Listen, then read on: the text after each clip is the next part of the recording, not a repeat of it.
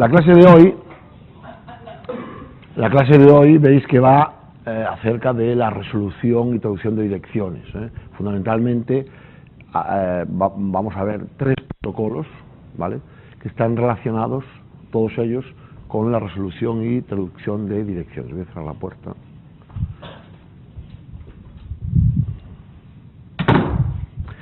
El primero de ellos es ARP, que es un protocolo que, bueno, más o menos ya hemos hablado de él, ¿de acuerdo? Fundamentalmente relacionado con la traducción entre direcciones de red, es decir, direcciones IP, y direcciones físicas, direcciones MAC, direcciones de nivel inferior, ¿vale? Direcciones, vamos a llamar direcciones físicas. Recordáis, porque esto sí que lo hemos visto, que cuando una entidad IP se comunica con otra entidad IP, con la siguiente, típicamente dos routers, ¿vale?, pues lo hacen a través o bien de un enlace punto a punto, o bien a través de una subred, ¿vale? En el caso de un enlace punto a punto, pues ya decíamos que saber cuál es la siguiente máquina es trivial, pues esa máquina ya está al otro lado del enlace. Pero no ocurre así en un enlace punto multipunto, puesto que debemos identificar a esas máquinas, a esa máquina destino, dentro de un conjunto de varias en esa subred, ¿vale? Por lo cual necesitamos identificar esas máquinas con una dirección física. Por ejemplo, el caso más habitual es el de tener IP trabajando por encima de una subred Ethernet, ¿de acuerdo? Ahí, a pesar de que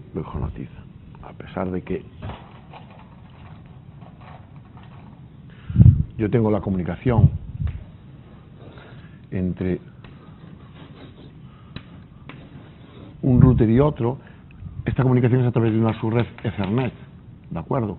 Y si bien aquí tengo una dirección IP, voy a poner I1, esta máquina realmente dentro de la red Ethernet tiene también una dirección física, una dirección MAC, vamos a llamarle M1. Lo mismo ocurre aquí, esta máquina tiene una dirección IP, como cualquier máquina IP en el mundo, pero además, en este caso en concreto, tiene también una dirección MAC, ¿de acuerdo? Si bien a nivel de red tenemos una comunicación entre I1 e I2, ¿de acuerdo?, realmente esa comunicación a nivel Ethernet es entre M1 y M2, ¿de acuerdo? Es decir, la trama por la que baja el paquete IP, que aquí pone I2, I1, ¿vale?, este sería el paquete IP, ¿de acuerdo? Pero en el campo de datos de la trama Ethernet lo que va aquí es M2, M1. Estas son las direcciones que se utilizan para encaminar o para reenviar esa trama Ethernet entre los switches Ethernet, ¿de acuerdo? Las direcciones IP, claro que van en el paquete, pero van en el campo IP, y no se utilizan para nada dentro de la red de switches, ¿no? Para nada. Se utilizan las direcciones MAC. ¿Qué ocurre, pues? Que si bien esta entidad tiene que saber, lo obtiene a través de la tabla de reenvío, que el siguiente salto es I2, esto lo sabe por la tabla, va a la tabla de reenvío, cuando el destino es no sé cuánto, el siguiente salto es I2, ¿vale? Eso lo sabe. El problema que tiene es que debe averiguar cuál es la dirección MAC correspondiente a M2, porque es lo que tiene que ir en la trama, ¿vale? Es decir, es lo que le tiene que pedir a M1, envía esa trama a M2, ¿vale? Ahí es donde funciona ARP, ¿vale?, en averiguar cuál es la dirección física del siguiente salto, ¿de acuerdo? En eso consiste esencialmente el protocolo ARP. Por tanto, tenemos una relación unívoca entre las direcciones de red, las direcciones IP y las direcciones MAC, ¿de acuerdo? Ya dijimos que, por un lado, la dirección física nos sirve para comunicar a nivel de enlace dos tarjetas y, vamos a citar esto, por ejemplo,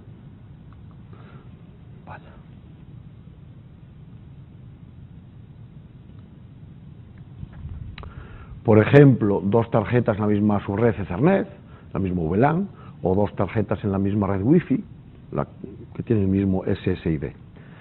Y la dirección de red, la dirección IP, ya vimos que es la que identifica a los sistemas finales, a los hosts y a los routers.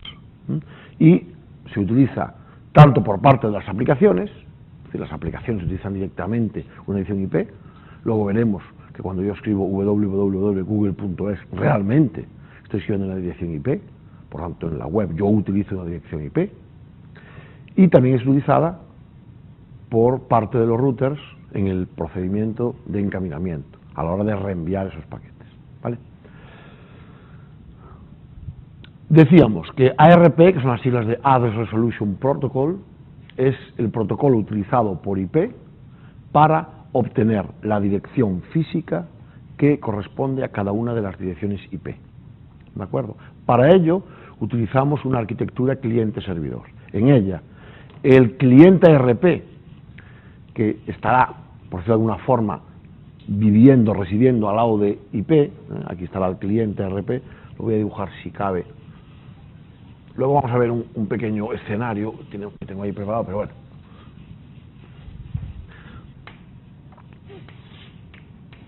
Voy a dibujar la arquitectura, que quizás sea más fácil. Si esto es IP, ¿vale? Aquí estará el protocolo ARP, ¿vale? Aquí estará Ethernet. Esta será una VLAN o lo que queramos. Y en la otra máquina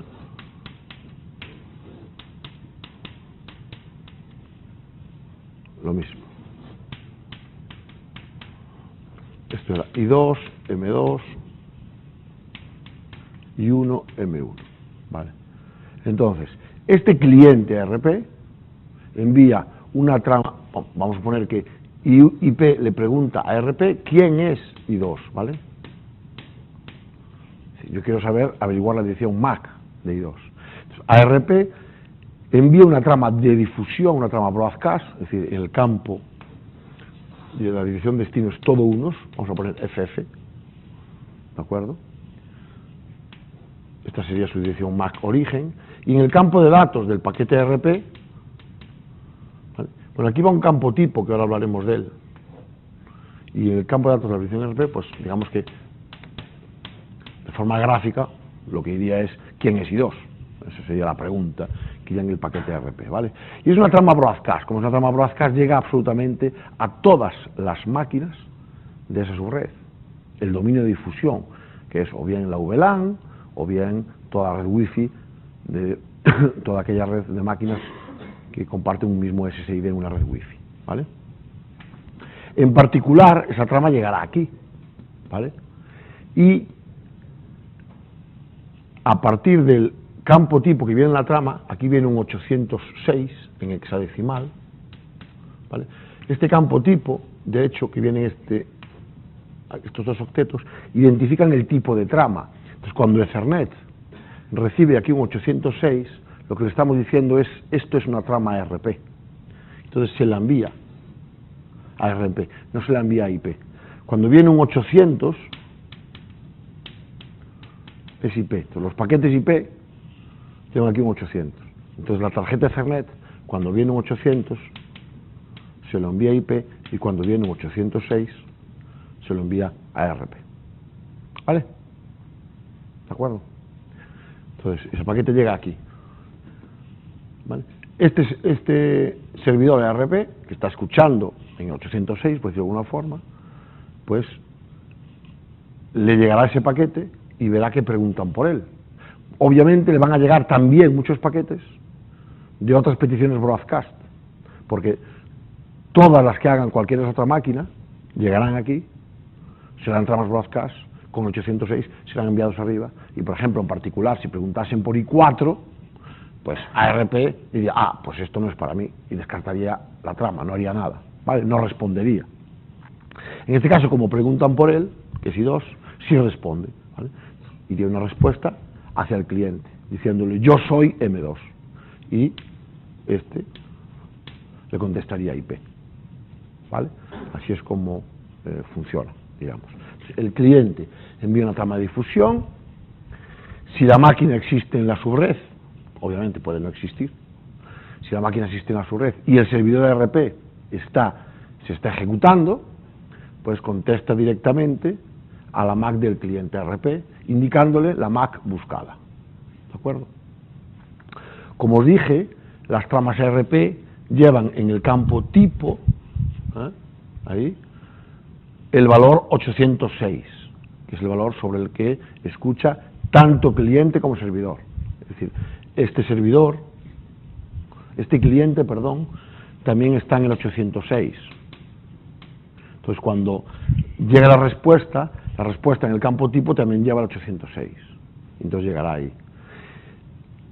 Fijaos que como cliente y servidor, digamos, escuchan en el mismo puerto, hay que distinguir de alguna forma cuándo es una petición y cuándo es una respuesta. Porque claro, puede ocurrir perfectamente que esta máquina también esté haciendo, el cliente RP aquí también está haciendo peticiones y llegarán respuestas, ¿vale? Entonces, la forma de distinguir cuando es una petición o una respuesta es que un campo del paquete RP vale 1 o 0, según cuando, bueno, realmente es 1 o 2, cuando es una petición o una respuesta. Entonces, digamos que las peticiones y las respuestas se diferencian por un campo que va en el paquete ARP. Entonces, cuando es una petición, quien responde es el servidor. Y cuando es una respuesta, quien la procesa es el cliente. ¿Vale? No tiene mayor historia. Para evitar también un intercambio masivo de resoluciones o de averiguación de direcciones MAC, de la misma forma que ocurre en otros protocolos, como veremos en el caso del DNS, las resoluciones recientes, es decir, los mapeos recientes entre direcciones IP y MAC se guardan, ¿vale? Se guardan en una caché, tal forma que, por ejemplo, si a continuación este mismo protocolo IP preguntase a RP quién es I2, este RP ya no haría la consulta, directamente diría IM2, ¿vale? Lo tendría guardado, es lógico, ¿de acuerdo? Entonces se cachean siempre las resoluciones más recientes y pues cada cierto tiempo esas resoluciones se borran, claro, lógicamente, porque puede ocurrir que cambie en algún momento la asociación entre IP y MAC, ¿vale? Pero se guardan cierto tiempo. Voy a poner aquí un ejemplo sencillito para que veáis como, por ejemplo, en Windows, pues dónde figuran esa información. Si os vais, por ejemplo, a las conexiones de red inalámbricas o a la de área local y pincháis en detalles, veis efectivamente tenéis ahí la dirección física, tal cual, ahí le llaman física además, es la MAC, es la Ethernet, ¿vale? Y esa es la dirección IP, que corresponde a esa dirección física. ¿De acuerdo? Bueno, tenéis luego más datos como la máscara, la puerta de enlace predeterminada, que sería el router default, los servidores DNS, etc. ¿De acuerdo? También podéis visualizar esta información en Windows con el comando ipconfig y en Linux y Mac. Sabéis que Mac hoy en día es un Unix BSD, es una versión especial, una versión hecha por Apple del Unix BSD, por tanto Linux y Mac en esencia es lo mismo. Bueno, pues en Linux y en Mac el comando es ifconfig, ¿vale? El comando es ifconfig. Un ejemplo más o menos de lo que acabamos de ver aquí, os lo voy a mostrar en este pequeño escenario, ¿no? Viendo qué es lo que ocurre desde arriba hasta abajo. Imaginaos que yo hago una consulta al servidor web, ¿vale? A un servidor web que está en I4, que es esta máquina que tenéis al otro lado del dibujo. Por tanto, voy a hacer una llamada al protocolo HTTP. Concretamente quiero de I4 el fichero index.html, que es el fichero raíz de la página web. Eso implicará pues un comando get, ¿vale? Get index.html. De hecho, otro día vimos comandos get, ok, ya los vimos más o menos en el laboratorio, ¿verdad? Get index.html. Para poder enviar esa petición HTTP, el protocolo HTTP hace uso de TCP, ¿vale? Normalmente hay una relación unívoca entre protocolos de aplicación y protocolos de transporte. Cada protocolo de aplicación se asocia siempre a un protocolo de transporte. Por ejemplo, HTTP utiliza TCP, en cambio veremos que el DNS utiliza UDP. Depende de la aplicación, utiliza uno u otro. Y debe elegir un identificador, ahí vemos que es el 10, para poder identificarse, es lo que se llama un número de puerto. Bueno, estas cosas las veremos más adelante, no nos importan ahora mucho, pero bueno, os las voy comentando. Entonces, en el paquete TCP, pues se añadirán los puertos, origen, que es el 10, y destino, que es el 80. ¿Por qué el 80? Porque siempre los servidores web escuchan en el puerto 80. Bueno, esto también es algo que veremos. Los servicios más conocidos, siempre los servidores escuchan en puertos conocidos, que no tenemos que averiguar nosotros, ¿vale? Si no sería mucho más complicada la comunicación. El servidor web siempre escucha en el 80, ¿vale? Bien. Y TCP debe hacer uso de IP, ¿vale? Esto sí que lo sabéis. Recordáis que en el paquete IP había un campo que se llamaba protocolo y el 6 era el de TCP, ¿verdad? Por eso allí ponemos el 6 ya, directamente, ¿vale? Es decir, el paquete IP se construirá añadiendo la dirección IP destino, I4, la dirección IP origen, yo, I1, y el protocolo, el 6, que es TCP. Bien, ese es el paquete IP que viajará de extremo a extremo. Fijaos que lo hemos ido construyendo tomando el paquete de aplicación, que es el GET, el que está ahí en color malva. Le hemos añadido la cabecera de Ethernet, bueno, los campos relevantes que a nosotros nos importan ahora, ¿no? Le hemos añadido la cabecera TCP, que son los puertos, origen 10, destino 80. Le hemos añadido la cabecera IP, que son las direcciones origen y destino, y el tipo de y el campo protocolo, que es un 6. Y eso es lo que irá hacia el otro lado. Para eso necesitamos comunicarnos a través de Ethernet en este caso. Por lo que lo primero que hace el router es averiguar cuál es el siguiente salto, ¿vale? Y para eso va la tabla de encaminamiento. Coge el I4 que viene en el paquete, que es el destino, y con ese destino se va a la tabla, ¿veis? Y en la tabla de encaminamiento, ¿qué es lo que pone? Pues pone que el siguiente salto es el router I2. Bueno, entonces mi problema consiste ahora en cómo llegar a I2, no en cómo llegar a I4. Ese es otro problema distinto y que lo llevará a cabo pues routers posteriores. Mi problema ahora es cómo llegar a I2, ¿vale? Por lo tanto, tengo que averiguar la dirección MAC de I2. Tengo que llamar al protocolo ARP o pedir al protocolo ARP que me dé la dirección de I2. Y entonces ocurre lo que dijimos antes. ARP construye una trama Ethernet preguntando por I2, le añade el campo tipo 806, ¿vale? Mi dirección MAC, M1, y la destino, todo unos, que es una trama broadcast. Y esa trama, pues, se envía, ¿de acuerdo? Ahí creo que... ahí está, es lo que dice. ¿Veis que esa trama, pues, en el switch, será enviada por todos los puertos de esa VLAN o de esa red, ¿de acuerdo? En particular llega al router, obviamente, ¿vale? Al router que tenemos ahí en el medio. Y ese paquete, pues, llegará al servidor, ARP, que responderá, ¿de acuerdo? Responderá diciendo, pues, yo soy M2. Fijaos que en el router, al preguntar por I2, se responde M2. Un router tiene muchas direcciones IP, tantas como interfaces enrutadas. Cada interfaz enrutada tiene una dirección distinta. En este caso, al preguntar por I2, respondemos I2. Si preguntasen por I3 en el router, habría que responder M3. ¿Vale? Y a partir de ahí, pues una vez que sabemos la dirección MAC destino, pues construimos el paquete IP. Veis que el campo tipo ahora en vez de ser 806 es 800, porque es un paquete IP. Llevaría mi MAC origen y como MAC destino ya lleva el M2, ¿vale? Y ese paquete ahora es enviado por la red y vale, esto ya sería el siguiente salto, pero no, sería enviado y llega, ya veis, directamente a IP.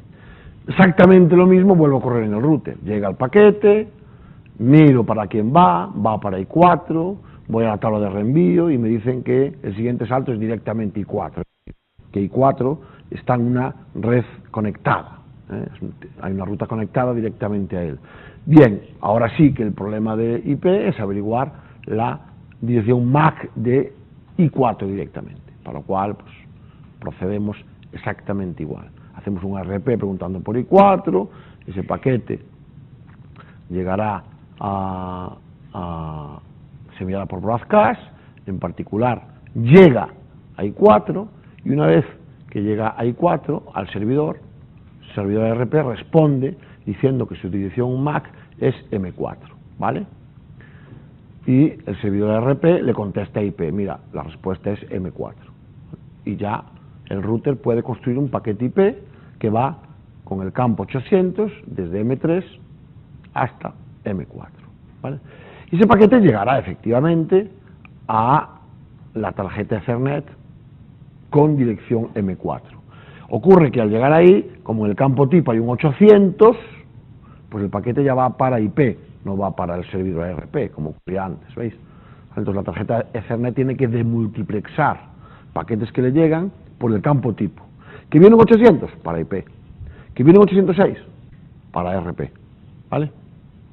Lo mismo que OLAZ IP, Fijaos que IP, una vez que le llega su paquete es este de aquí arriba. ¿A quién se lo envía? Al 6, a TCP. ¿Y TCP qué hace? ¿A quién se lo envía? Al 80. Y ya ha llegado al servidor web. ¿Que no sabéis que detrás de una consulta, una simple página web, había tantos movimientos? ¿Veis? Todo esto ocurre y aún no vimos el DNS, que es algo que también ocurre aquí.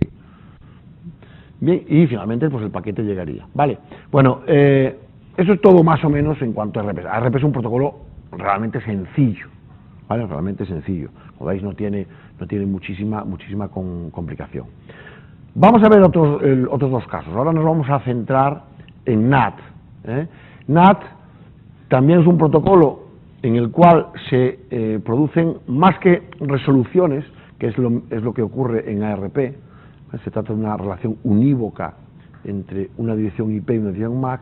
En el caso de NAT tenemos realmente una traducción de direcciones, una sustitución de direcciones. Es decir, el router recibe un paquete con una dirección origen y destino, ¿vale? Y cuando el paquete es reenviado, esas direcciones se cambian.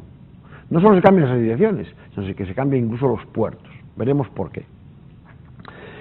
Bueno, NAT, que está recogido en los RFCs 1631 y 3022, ¿vale? Sabéis que las normas en Internet llevan el nombre RFC, son las siglas de Request for Comments.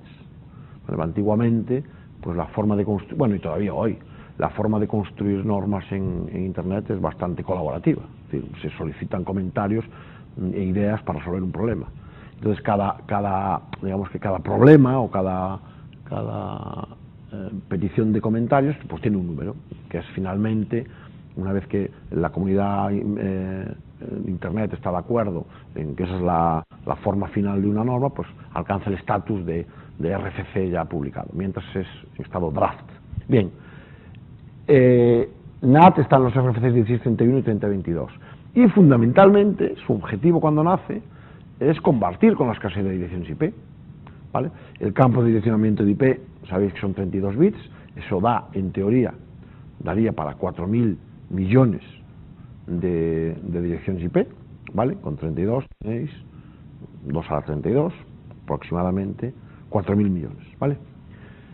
El caso es que esas 4.000 millones se han agotado, ¿vale? Prácticamente a día de hoy se puede decir que están agotadas, pero sí, estarían agotadas hace muchísimo tiempo si no fuese por NAT, desde luego.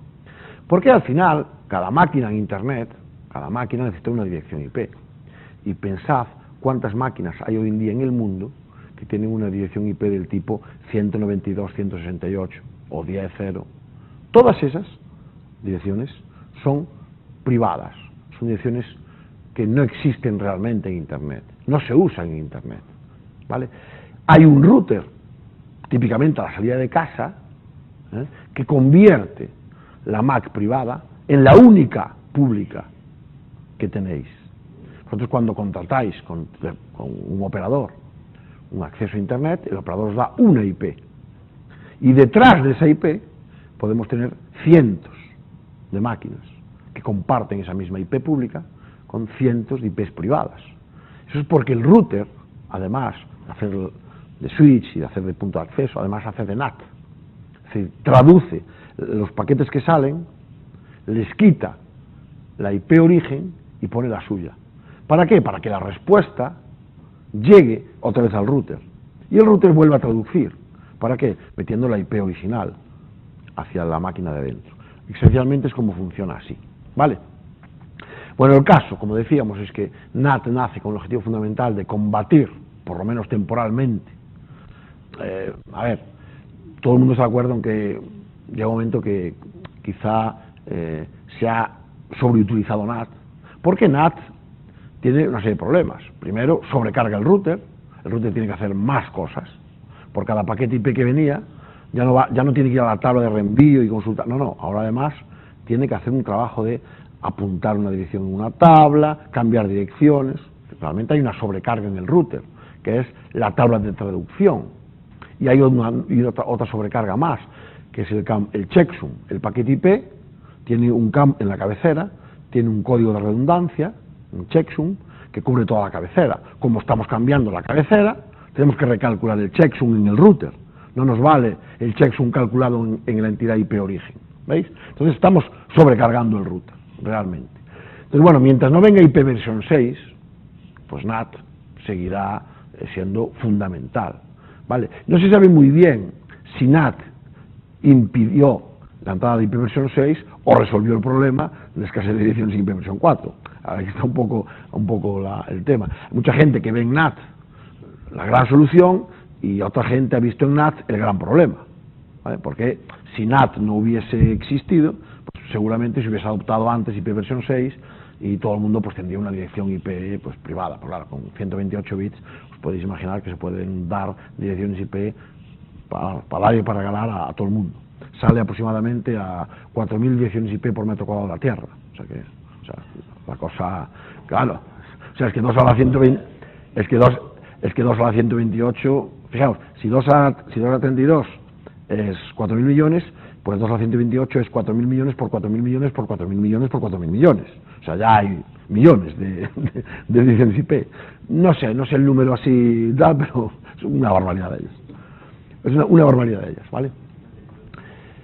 Bien, vamos a hablar, en cualquier caso, NAT es una tecnología totalmente implantada actualmente y tenemos que conocerla, y probablemente durante un número de años no despreciable siga todavía aquí.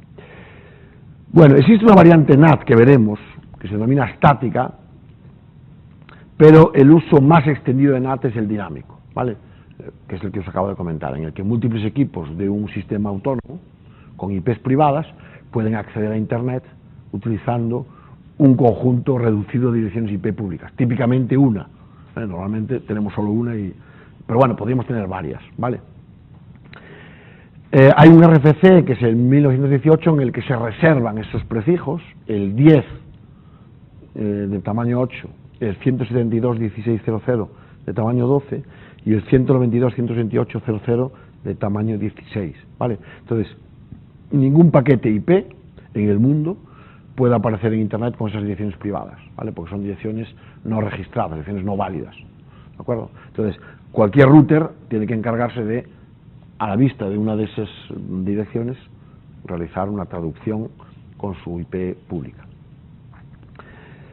La forma de realizar la traducción es cuando el paquete va hacia el exterior, es decir, cuando sale del sistema autónomo, primero se verifica que el paquete debe ser reenviado, y una vez se verifique que el paquete tiene que salir, o tiene que ser enviado hacia afuera, es cuando se realiza la traducción, ¿vale?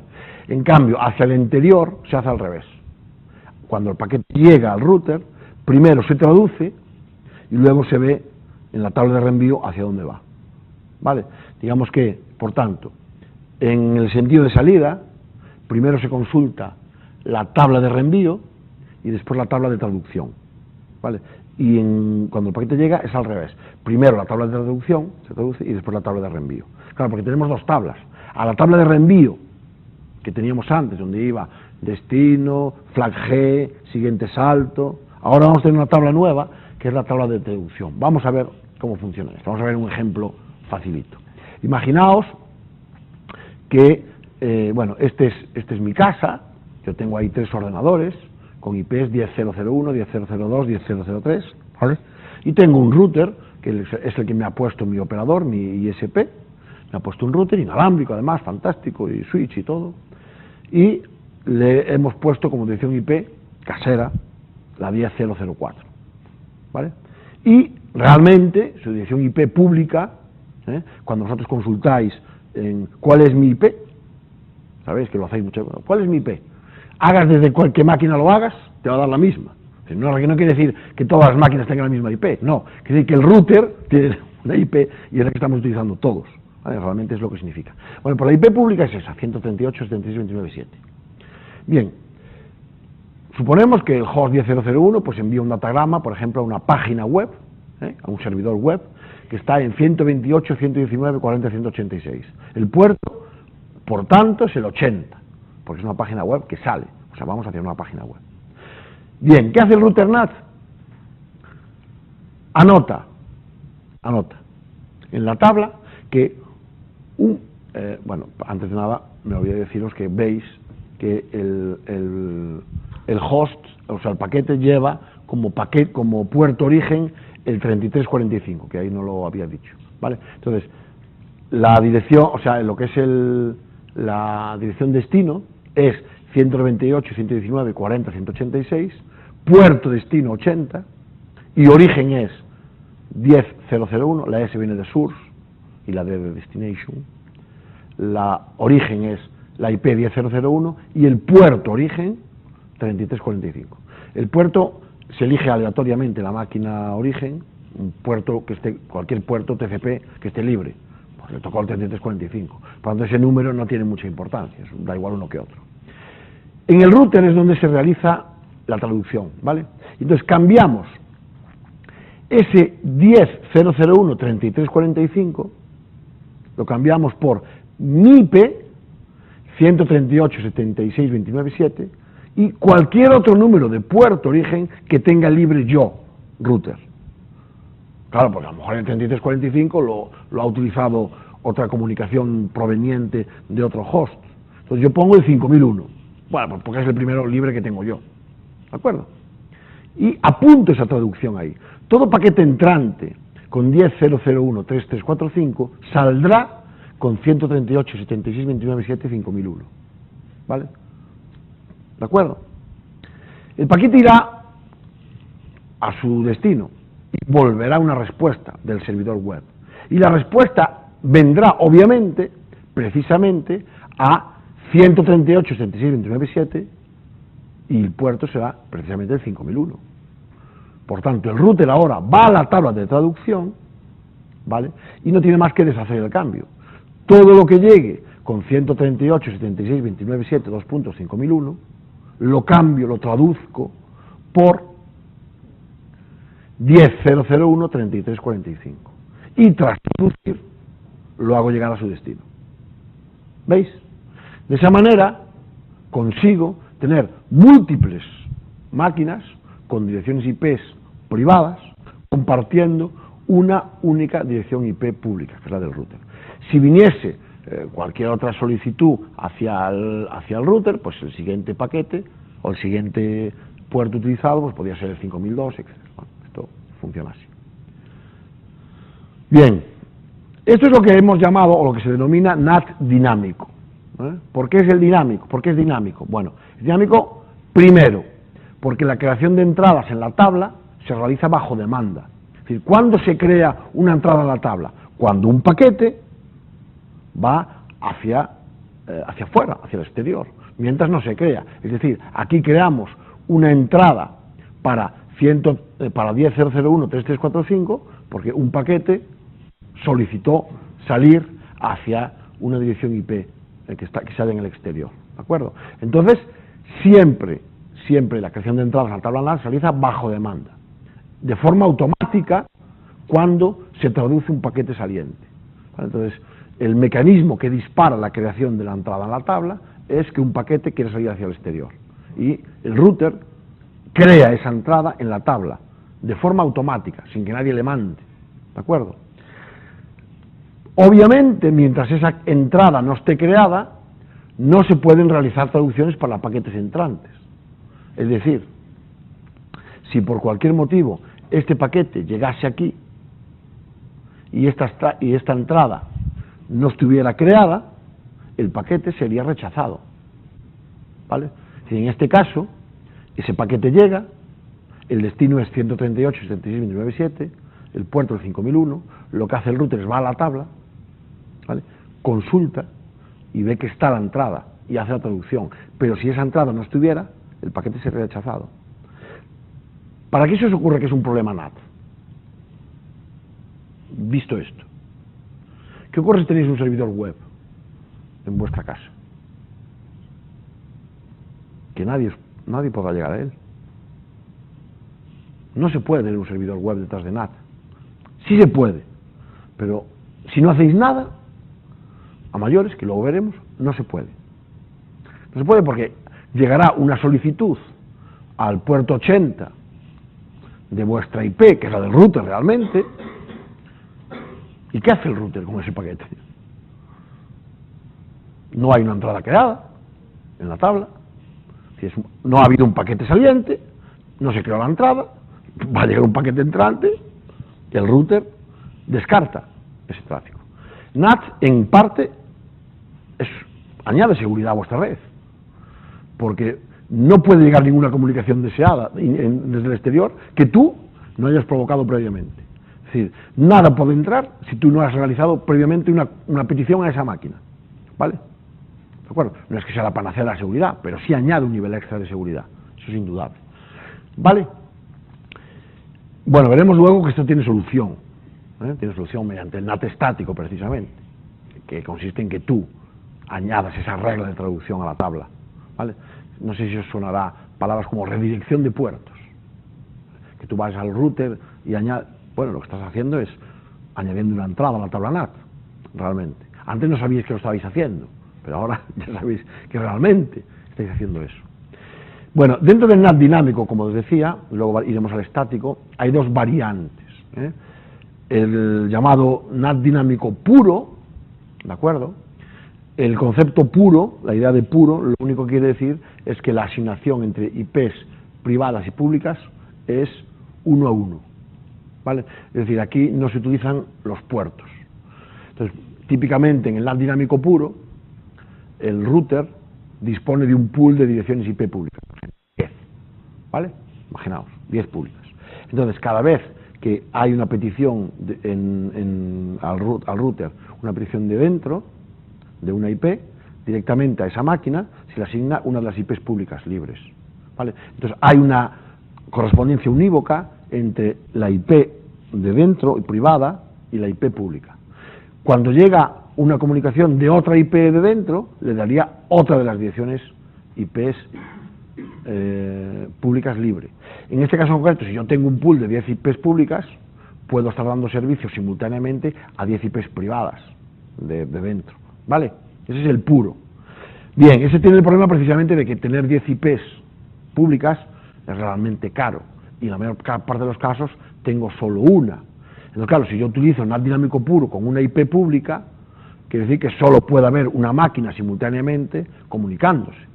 ¿Vale? Vale, en cuanto esa máquina, transcurrido cierto tiempo, dejase de utilizar la IP pública, se borraría la entrada de la tabla y otra podría utilizarlo, pero eso no es operativo. De ahí viene el denominado NAT dinámico con sobrecarga, overload, que es precisamente el que acabamos de ver. Es decir, en el NAT dinámico puro no se utilizan puertos TCP y en el de NAT dinámico con sobrecarga se utilizan los puertos. Es decir, si yo, en vez de utilizar el par IP privada, IP pública, utilizo el par IP privada puerto, IP pública puerto, ya las posibilidades son enormes, porque con una misma IP pública puedo mantener pues hasta 64.000 conexiones TCP de otro lado, ¿vale? ¿Por qué 64.000? Porque el campo puerto tiene 16 bits, ¿vale? Entonces el router, para una IP pública, para esa IP pública, puede tener en la tabla, puede meter en la tabla de traducciones pues, hasta 2 a la 16 entradas, tantas como el campo puerto le permite, ¿vale? Pero es mucho más flexible. A este mecanismo, en el cual múltiples IP privadas se pueden traducir a una misma IP pública compartida, mediante la traducción adicional de puertos, por eso también se le denomina PAT. Cuando escuchéis hablar del PAT, que es Port Address Translation, sabed que realmente nos estamos refiriendo pues, a un NAT dinámico con sobrecarga. Es decir, es un NAT donde se utilizan los puertos también, los puertos TCP o UDP, ¿de acuerdo? También lo podemos llamar NAT con IP compartida, es decir, una misma IP pública la comparten varias IPs, ¿de acuerdo? Entonces, resumiendo, ¿cuándo el NAT es dinámico? El NAT es dinámico cuando las entradas las crea el router de forma automática, bajo demanda, cada vez que sale un paquete. Eso significa dinámico. ¿Qué significa puro? Puro significa que hay una correspondencia unívoca entre IP privada y IP pública, 1 a 1. ¿Qué significa con sobrecarga? Pues que es N a 1. N privadas, una pública. Y para ello utilizamos los puertos, ¿vale? Por eso también a veces se llama PAT. Como podéis comprender, en el NAT dinámico es fundamental que las entradas tengan caducidad, porque claro, si no, ocurriría que una conexión o una dirección IP privada pues se apropiaría de forma indefinida de una IP pública, y aun cuando no las necesita. Entonces es lógico que las entradas tengan caducidad. Entonces, en la tabla NAT se añade un campo adicional que es el instante de último uso. Entonces todas aquellas entradas viejas, todas aquellas entradas antiguas se van borrando, ¿de acuerdo? Es decir, tú por ejemplo accedes a un servidor web, ¿vale? Es la primera vez que accedes a un servidor web. Entonces, en ese momento, la primera vez que accedes a un servidor web, como vimos, se crea la entrada, ¿vale? Todas las consultas, todas las transacciones con ese mismo servidor web ya utilizan esa misma entrada, obviamente. ¿Por qué? Porque el puerto origen y la IP origen y el puerto destino y la IP destino son la misma, ¿vale? Todas las transacciones que tengas con ese servidor web en concreto utilizan ya esa misma entrada, ¿vale? Si tú abres otro servidor web, pues entonces irás a la tabla una nueva entrada, ¿vale? Entonces, mientras tú mantengas activa esa comunicación con ese servidor web, pues esa entrada se seguirá utilizando, pero típicamente a los 5 minutos pues ya no estarás comunicándote con el servidor web, pues estarás en otro. Entonces, no tiene sentido que esa entrada esté ahí, porque recordad que solo puedo tener 64.000 entradas, 2 a la 16. Entonces, claro, en 4 días me lleno la tabla con 64.000 entradas rapidísimamente, ¿vale? Entonces, esas entradas les pongo la fecha de caducidad y pues típicamente a los 5 minutos, cuando veo que esa entrada ya no está siendo usada, porque no hay comunicación entre cliente y servidor web, la borro, ¿vale? Y realmente lo que estoy haciendo es liberar el número de puerto, ese 5001. ¿Para qué? Para poder utilizarlo para una nueva traducción, ¿lo veis? O sea, realmente lo que estoy liberando es el número de puerto en el router, para que otro pueda utilizar, ¿vale? El NAT estático es precisamente la solución al problema que comentábamos antes. Si en el NAT estático no es el router el que de forma automática crea la entrada, sino que somos nosotros los que de forma manual vamos a la configuración del router y añadimos una entrada. Esa entrada, a diferencia de la de antes, que tenía caducidad, esta no la tiene. Esta es una entrada permanente, que la he añadido yo a la tabla de traducciones NAT. Y otra diferencia fundamental es que en el NAT dinámico la entrada se creaba cuando salía un paquete. Por tanto, esa entrada no se podría utilizar nunca cuando llegaba un paquete, porque si no ha habido primero una salida previa, no se puede utilizar para la entrada. Esa es la gran diferencia con el NAT estático, que como yo creo la entrada, no es necesario que salga un paquete, esa entrada ya se puede utilizar para paquetes entrantes. En particular, imaginaos, por ejemplo, que queréis meter un servidor web bajo la máquina 10.0.0.1, que es algo que podéis querer hacer en casa, ¿vale? Entonces estáis en casa,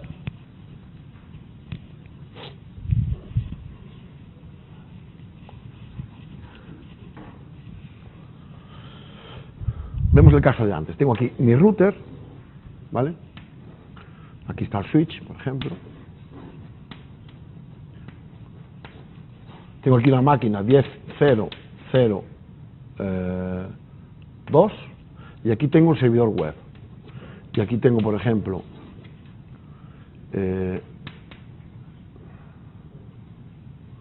pues la máquina 10.0.0.3 y aquí tengo, por ejemplo, el FTP. Tengo un servidor, hablo. Este router es la máquina 10.0.0.1 y hacia afuera pues es la 193.146.210.4, por ejemplo, ¿vale? Entonces, ahora mismo, a pesar de que yo tengo aquí un servidor web y aquí un servidor FTP, nadie puede desde el exterior acceder a mi servidor. Y los servidores se caracterizan por una cosa, porque están escuchando. Y un servidor, si no puede recibir peticiones, es nulo, ¿vale? Ocurre normalmente en la web que nosotros en casa lo único que tenemos son clientes. Entonces, bueno, el modelo NAT funciona. ¿Por qué? Porque siempre somos nosotros los que iniciamos, siempre nosotros tenemos clientes. Pero en el momento que quiera poner detrás de un NAT un servidor web, porque me apetece tenerlo en casa, no funciona el NAT dinámico puro. Pero funciona si yo me voy a la tabla de traducciones, y aquí pongo, cuando llegue algo para la 10, perdón, para la 193.146.210.4 en el puerto 80, que será una petición al servidor web, mándalo a 10.0.0.2 también por el 80. Termino. Y ahora te contesto. Y cuando llegue por el 21, lo mandas. Fíjate, además me permito tener servicios en distintas máquinas. Por ejemplo, el servidor FTP, pues lo tengo en la 10.0.0.3. Dime. Obviamente, no. Por lo menos no los dos en el 80. Sí puedes tener dos servidores web. Uno en el 80 y otro. Bueno, pero puedes tener un servidor web oculto en el 800 y el que quiera conectarse se conecta al 800. O sea, poder puedes. No puedes tener dos en el 80. Lógico. Eso es así. Claro. No puedes tener dos puertos porque realmente es como si estuvieran en esta máquina. Por eso esta forma de hacer las cosas se llama redirección de puertos, porque está redireccionando como... realmente aquí podías poner cualquier otro puerto, O sea, aquí podías poner 8000. O sea, pues pongo el 80, pues podéis poner cualquier otro puerto, ¿vale? Bien, de la misma forma que el NAT dinámico puede ser puro y con sobrecarga, pues pasa exactamente igual en el NAT estático, ¿vale? Ya no lo comento, que sepáis que, por tanto, el NAT puede ser estático, dinámico, dependiendo si la entrada es creada por el router automáticamente al salir un paquete o creada por mí, y puede ser en ambos casos puro, es decir, las traducciones no habría puertos, o con sobrecarga, donde habría también puertos, ¿de acuerdo? También es factible, el NAT también permite traducir un prefijo de su red completo en otro de igual longitud, ¿vale? Es decir, imaginaos que tú quieres traducir un prefijo de 24 bits público, por ejemplo, 193.146.210.0/24, lo puedes traducir directamente en el 10.0.0.0/24, ¿vale? Esto lo que haría es que todo paquete que venga de la 210.20 lo traduzco en la 10.0.0.0.20, ¿vale? Es otra posibilidad que ofrece NAT. Bueno, para terminar, NAT, y hacemos un pequeño descanso y después dedicamos la siguiente hora al DNS, veis que finalmente podemos decir que el NAT dinámico, visteis que no permite inicio de ninguna comunicación desde el exterior, con un host que posee IP privada, salvo aquellos casos que nosotros queramos a través de la adición de entradas de forma manual. Y bueno, pues os decía yo antes que resulta indudable que NAT proporciona pues un nivel extra de seguridad, ¿no?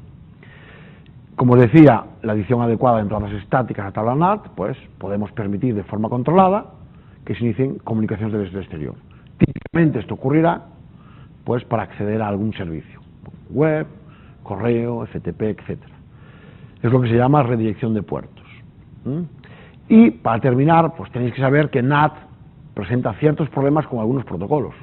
Con aquellos protocolos que, claro, NAT asume que con cambiar la dirección IP origen, la dirección IP destino y el puerto destino, ¿vale?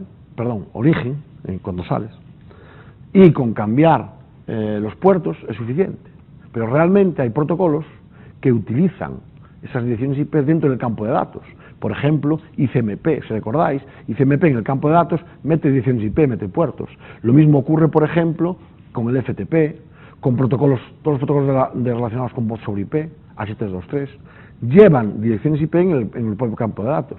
Entonces, NAT debería reconocer esos protocolos especiales y, además de traducir en las cabeceras, traducir en los campos de datos, porque si no, tenemos una inconsistencia enorme, ¿vale? No funcionarían directamente.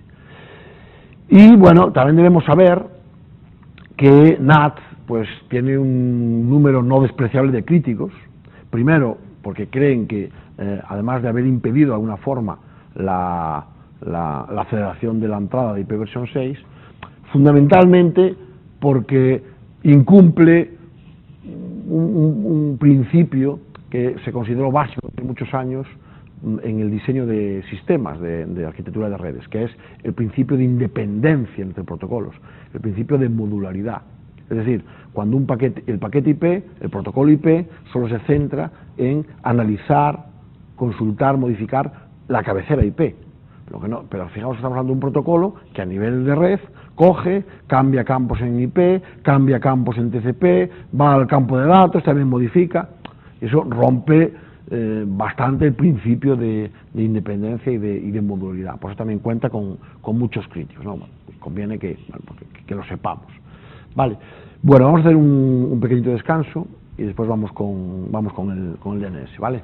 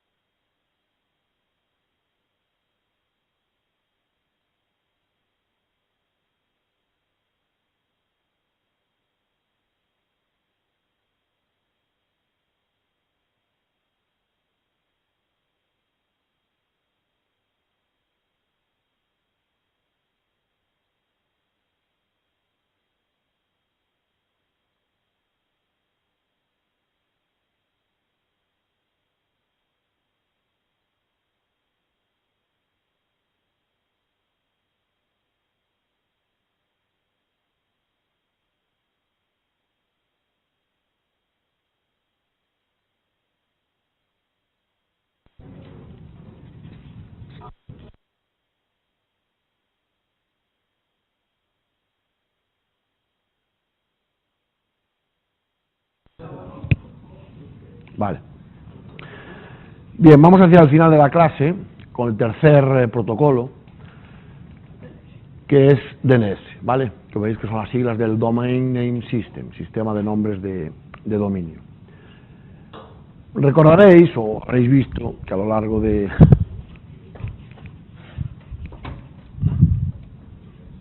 nuestra vida veis que las personas tenemos muchos identificadores, ¿no?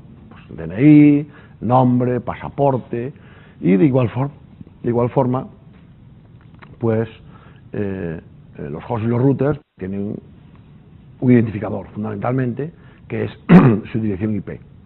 Esos 32 bits que sirven para direccionar datagramas. Pero también los hosts y los routers tienen nombres. Por ejemplo, www.google.es es el utilizado por los humanos, y los humanos no utilizamos los IDs. Lo mismo ocurre con las personas.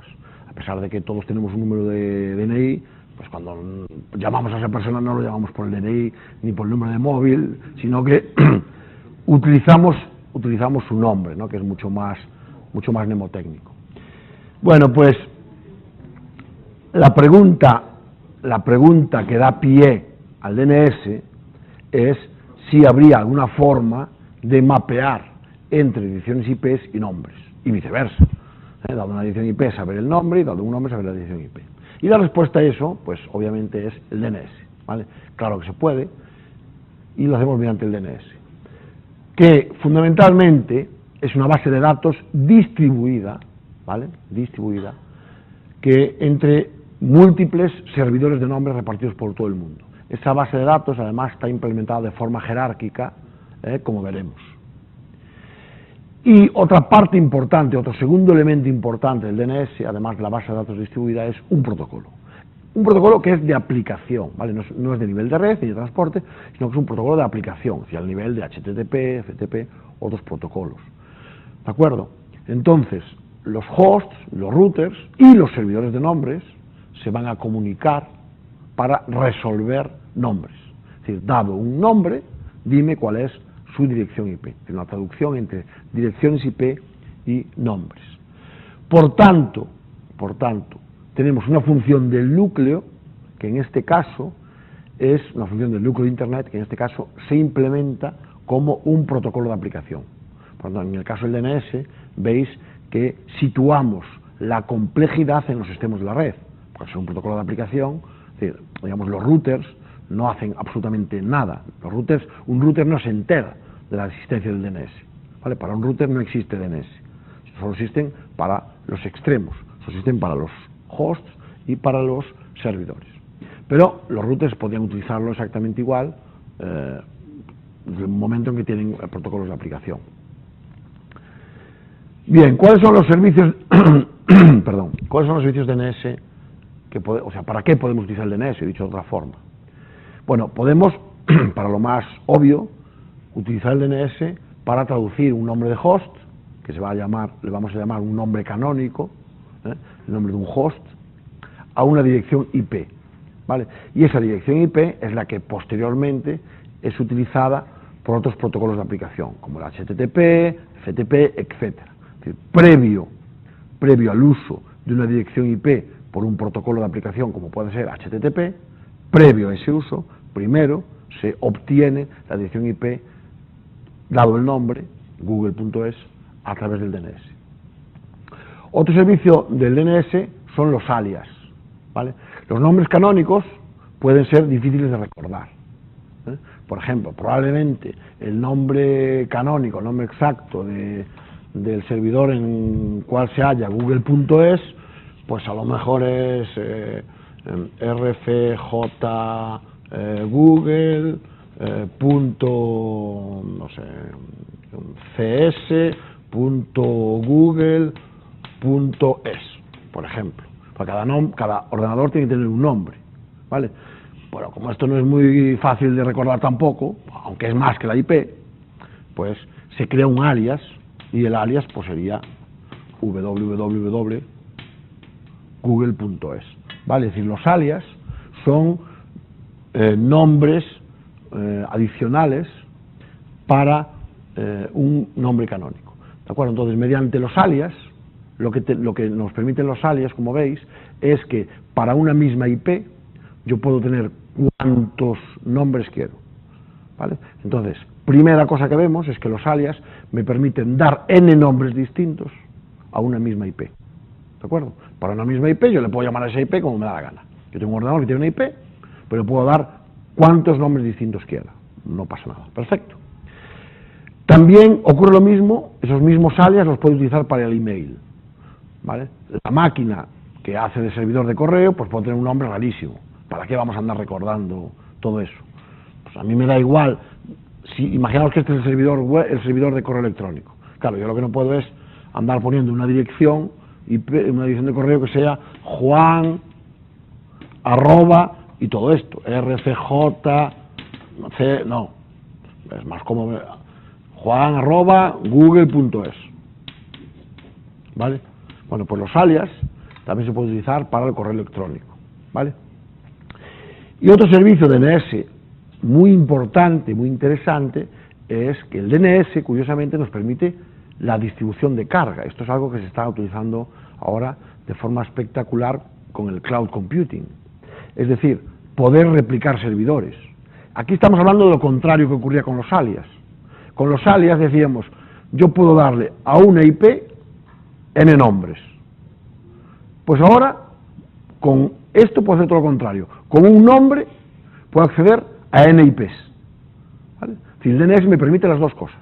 Con n nombres acceder a una IP y también con un nombre acceder a n IPs. Por ejemplo, los servidores replicados. Es un conjunto de IPs para un nombre canónico. Por ejemplo, cuando nosotros escribimos www.google.es, es más que probable que este nombre se corresponda con 10, 15 o 20 servidores IP distintos. ¿De acuerdo? ¿Y cómo funciona el DNS? El DNS, cada vez que pido que haga una consulta, me devuelve una IP distinta. Realmente me devuelve el conjunto entero de IPs, pero me las devuelve en forma rotatoria. Por ejemplo, si yo tengo 10 asociadas a google.es, ¿vale? En la primera consulta las doy del 1 al 10. Normalmente los clientes lo que hacen es utilizar la primera, ¿vale? Aunque devuelvan 10, pues cojan la primera, ¿vale? En la siguiente consulta, el DNS va a responder con la 2 primero, de la 2 a la 10 y la 1 de última. En la siguiente consulta, de la 3 a la 10 y después la 1 y la 2. Entonces, de esa forma se consigue que se reparta la carga, porque como las consultas DNS están apuntando cada vez a servidores distintos, realmente lo que estoy logrando es distribuir la carga del servidor web entre 10 máquinas distintas, ¿vale? Eso es algo que se está haciendo. Y también se hace a nivel de correo electrónico, ¿vale? Imaginaos lo que sería para gmail.com, que todo el correo del mundo que lleva a Google lo llevara a una sola máquina. Eso sería impensable. ¿Qué es lo que ocurre? Que realmente gmail.com, detrás de él habrá, sabe Dios cuántos servidores de correo electrónico repartiendo el trabajo, ¿vale? Bueno, entonces, bueno, eso es factible gracias al DNS. Una pequeña tontería, como es la simple traducción, nos da enormes posibilidades, ¿vale? Entonces, que sepáis que el DNS, por tanto, permite que n nombres se mapeen a una sola IP y que n IPs se mapeen a un solo nombre, las dos cosas, ¿vale? Bueno, esta es una pregunta que hay que hacerse, ¿no? Hemos dicho que DNS es un servicio, o sea, es una base de datos distribuida, ¿no? Bueno, pero siempre alguno se preguntará, lógicamente, ¿por qué no centralizada? De hecho, antiguamente sí que era centralizada. Había un fichero que se llamaba etc-hosts, el hosts, y en ese fichero pues había una lista de todos los mapeos entre direcciones IP y direcciones y nombres. Sí, cuando Internet era pequeña. Sí, en todo el mundo. Hace tiempo. Sí. Claro, ahora ya entiendes por qué no un DNS centralizado, ¿ves? Ya una de las razones es esa. Pero sí, antiguamente era así. Tú ese fichero estaba en cierto sitio, tú te lo descargabas y entonces, ya, pues claro, a lo mejor había 3.000, 4.000, 5.000, 10.000 traducciones cuando Internet era pequeña. Hoy en día, pues no. Aún así se sigue manteniendo el fichero etc hosts. Es decir, en todos los ordenadores lo hay. Y si tú, bueno, no voy a hablar mal. Si tú quieres, lo puedes utilizar mal incluso. Porque puedes hacer que un mapeo a una IP determinada, en vez de ir a buscar el DNS, le dices, no quiero que sea esa. Quiero que www.update.windows. no sé qué, apunte a esta IP, a mi casa, por ejemplo. Puedes hacerlo. Sí se puede hacer. Y eso se apuntaría en el host. Si tú en el host puedes decir que un mapeo, puedes hacer que un mapeo vaya yo esas cosas no las promuevo, no las promulgo.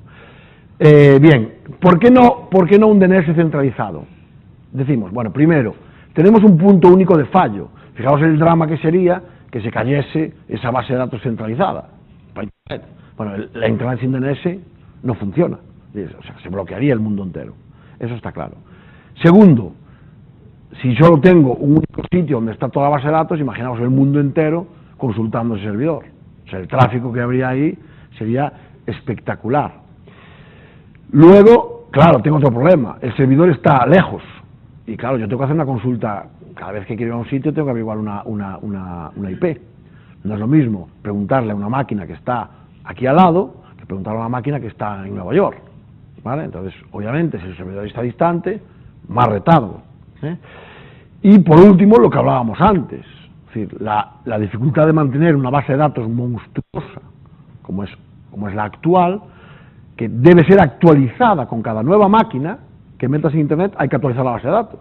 O sea, el mantenimiento es espectacular, ¿no? Por tanto, como bien entendéis, no escala, es decir, no es factible a día de hoy tener un DNS centralizado, ¿vale? Bien, vamos a ver así una primera aproximación de cómo es la base de datos jerárquica y distribuida. Luego vamos a ir metiéndonos un poquitín más, ¿no? En la parte de arriba de todo está lo que se llaman los servidores DNS raíz, que son, como veremos después, 13 en el mundo. Hay 13 servidores, ¿vale? Entonces, cuando yo quiero averiguar la IP, por ejemplo, para www.ubigo.es, lo primero que hago es le pregunto al raíz, que son 13 conocidos y que yo ya sé cuáles son, ¿vale? Le pregunto al raíz cuál es el servidor DNS para el .es. Y a ver, ¿quién es el que sabe, o quién es el servidor DNS autorizado para el dominio .es? Y el servidor DNS raíz me devuelve la dirección IP del servidor DNS del .es, ¿vale? A continuación, como ya tengo la IP del .es, me dirijo al servidor del dominio es y le pregunto que me diga el servidor DNS del ubigo.es. Y ahí ya está. Ahora yo ya voy al ubigo.es y le digo, señor servidor DNS de ubigo.es, dígame la IP de www.ubigo.es y me la devuelve. ¿Vale? Esta es una primera aproximación de cómo funciona, pero en esencia es así, ¿vale? Es decir, de los servidores DNS raíz paso a saber o bien los DNS de los países o bien de los DNS genéricos, y de los DNS de los países voy descendiendo, ¿vale? Eso es jerárquico, dígame. Para preguntar al raíz del .es, Sí. preguntas a los 13 servidores. No, vas. Sí, a ver, eso se configura. O sea, tú tienes los 13, pero normalmente tú te diriges a uno cualquiera de ellos. Y tú puedes decidir a cuál. No puedes decir, pues vete a este. En España hay servidores raíz. Sí. O sea, no es que, lo que ocurre es que realmente, a pesar de que son 13, cada uno de esos 13 que están nombrados como a.serversroot.net, b.c. y así hasta la K, realmente cuando tú consultas a la, por ejemplo, es probable que te responda uno de sus servidores en España, por lo que decíamos antes, porque porque el servicio de DNS realmente también está replicado, ¿vale? Entonces seguramente te responde uno de España. Tú le preguntas a la server root, pero seguramente te devuelven una IP de España. Dime. Ahora el dominio disponible. Sí. Los servidores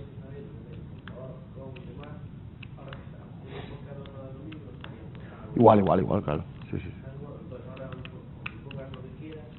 Bueno, eso lo iba a comentar después, ¿no? Sí, a ver, hasta ahora los dominios genéricos eran únicos, ¿vale? Estaban restringidos, a .com, .org, unos cuantos. Y luego estaban los de los países. Ahora se va a liberar, bueno, veremos cómo lo implementan, porque tampoco, de momento solo estamos en la fase de reserva de dominios, que realmente no se pone en marcha hasta abril, creo. O sea, hasta abril no se pueden utilizar los genéricos. De momento se pueden reservar. Si tú podéis reservar algunos, si alguno os interese, pues lo podéis. Sí, bueno, ha habido una carrera importante, como os podéis imaginar, porque hay una serie de dominios que pueden resultar súper interesantes.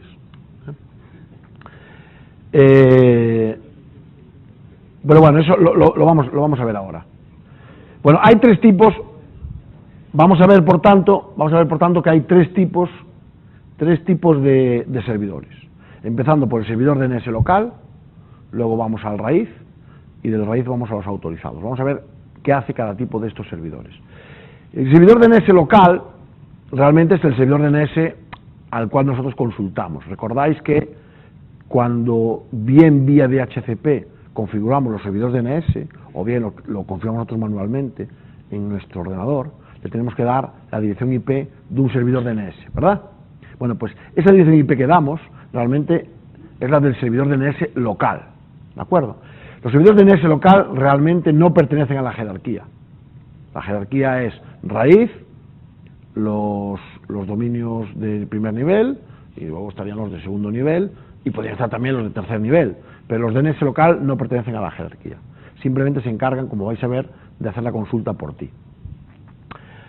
Cada ISP, o incluso podría ser cada casa, cada empresa, cada universidad, pues tiene uno, ¿vale? También lo que se denomina el Default Name Server, servidor de nombres por defecto, es decir, al que yo hago la consulta inicialmente. Cuando cualquier ordenador hace una consulta DNS, esa consulta DNS va al servidor DNS local, ¿vale? Y el servidor DNS local hace las veces de proxy. Realmente lo que hace es coge tu consulta y la reenvía, ¿vale? Porque obviamente él raras veces tendrá la respuesta. La podrá tener si la ha guardado, pero raras veces tendrá la respuesta, ¿vale? Entonces, fundamentalmente, el servidor DNS local toma la petición de los hosts y la reenvía hacia la jerarquía de servidores. Es como funciona esto. Los servidores TLD y los autorizados son los que siguen en esta jerarquía. Los servidores TLD son los top level, ¿vale? TLD significa top level domain. Y son aquellos servidores que se encargan o son responsables de los dominios genéricos, los llamados GTLD, Generic TLD. Los genéricos son com, org, net, edu, aero, JOS, museums, etc. Y luego están los dominios de países, que se reciben el nombre de CCTLD. CC por Country Code, ¿vale? Country Code porque a cada país se le asigna un código de 2 letras, ¿vale? España es el .es, sabéis.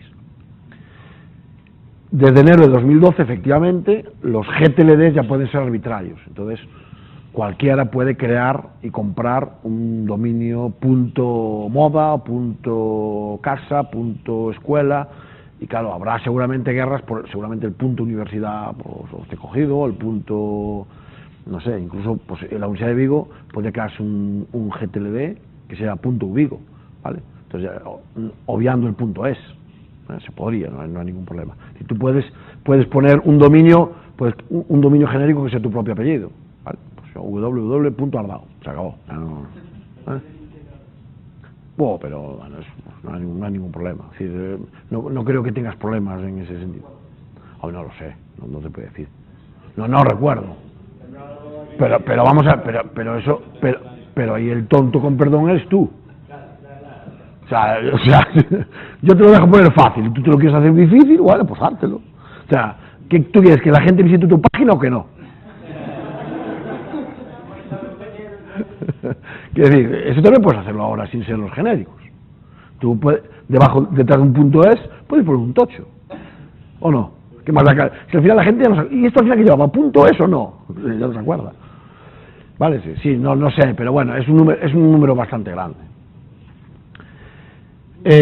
Por ejemplo, hay una empresa que es Network Solutions, que es la que antiguamente tenía, llevaba todos los genéricos, todo el DNS. El DNS antes lo mantenía, era un pequeño monopolio, Network Solutions. A día de hoy ya no, pero se ha quedado con el .com.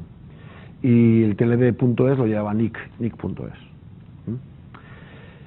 Y luego tenemos los autorizados, que son los que van justo por debajo, ¿no? Es decir, debajo de los raíz estarían los TLD, los top level, ¿vale?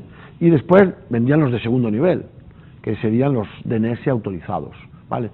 Los servidores DNS autorizados son pues aquellos que pertenecen a las organizaciones y son responsables de una zona DNS, de un dominio o también de un subdominio.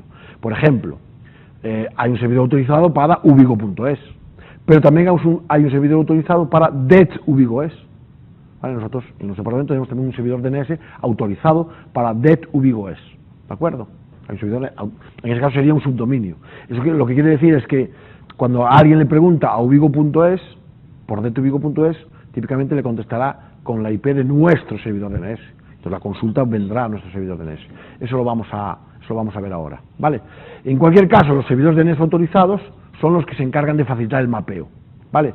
Veis que normalmente hasta ahí los servidores DNS lo que hacen es redireccionar, es decir, y decirte vete a tal sitio, y luego el autorizado realmente es el que facilita el mapeo, ¿vale? Es decir, entre nombres de host y direcciones IPs, por ejemplo, dirección del servidor web, de email, de lo que sea, ¿vale?